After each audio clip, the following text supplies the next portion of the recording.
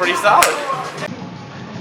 Hey, what's up? Dave with Brazos Valley Barbell. So today we're going to be talking about eccentrics and overloaded eccentrics and things like that I've been including in a whole lot of my programming recently for myself and for a lot of my clients.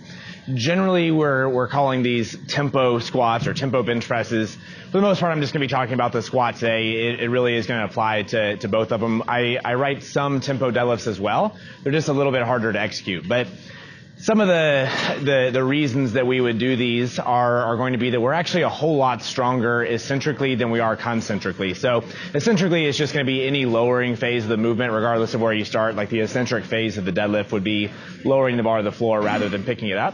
So when we're talking about tempo work, something like a 4-1-0 would be the 4 seconds on the eccentric, the 1 second on the pause, and the 0 second on the concentric part.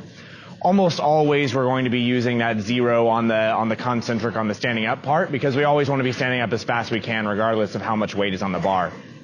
So when we're talking about this, when we're talking about the tempo reps, almost always we're going to be talking about an exaggeratedly slow tempo. So I included a link to a really good article, or it's really a meta-analysis of a lot of research done on how tempo work, how heavy eccentrics can help make us stronger.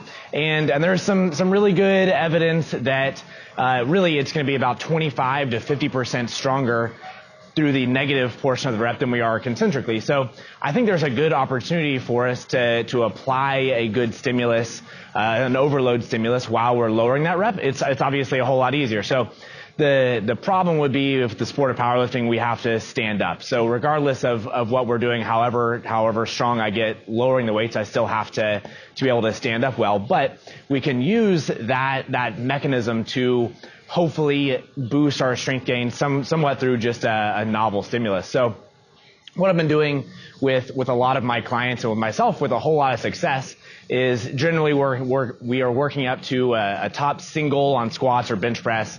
Generally it's about a 4-second eccentric in the 80 to 85% range. Now, I've been using these mostly as a transitional phase from when we are maybe post-competition or when we're looking to transition from a hypertrophy phase into a more strength power phase heading into a meet. So what it does is it allows us to start using some of those moderate intensity ranges or the percentage ranges, the 80, 85%, and make them harder. So the skill of actual max effort work is a whole lot different than the skill of, the 70, 75% range. So we can make these a little bit lighter reps, a whole lot harder through getting a little bit of fatigue through that eccentric portion. And then we have to put a lot of thought into how we're standing up. So in the article that I link below, one of the main mechanisms that they talk about probably being the contributing factor to why we get stronger is that there's a whole lot more skill, a whole lot more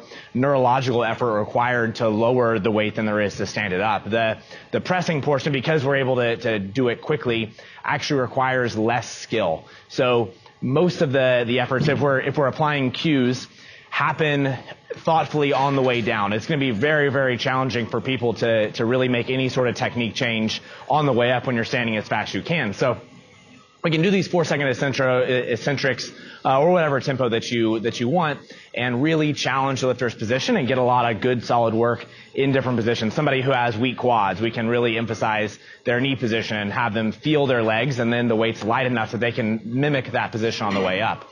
So now I've been including the overloaded eccentric portions with the weight releasers, and this is really a new thing to me. And I don't have a whole lot of data. I don't have a whole lot of experience with what I expect to happen. But remember, we were talking about the 25 to 50% increase in strength.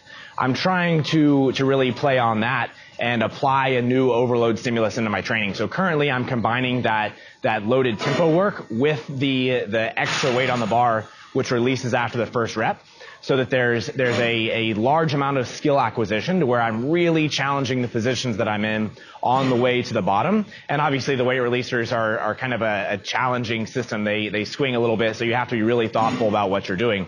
From there, the weight falls off, and it's a weight that's manageable for me to be able to stand up. So currently my protocol that I'm doing is what I just said, is just that same 4-second tempo for a single followed by a triple with it. But obviously the weights fall off after the first rep. So As of right now, I think this is working really well, but I see an opportunity with what I'm going to be changing going forward. I think doubles might be a really good protocol if I do a first rep with a tempo, weights fall off, and then a second rep, no tempo, no anything, and I can work 85-ish percentage and still be moving a pretty good amount of weight for some solid work. So I'm going to follow this block out really as long as I can. I'm trying to progress this every week for, my idea is 5 to 6 weeks and see what I can get up to today or during this block. Today would be squats, and hopefully it'll be around 600 pounds plus the 100 pounds of releasers. So it's going to be getting nice and heavy on my back.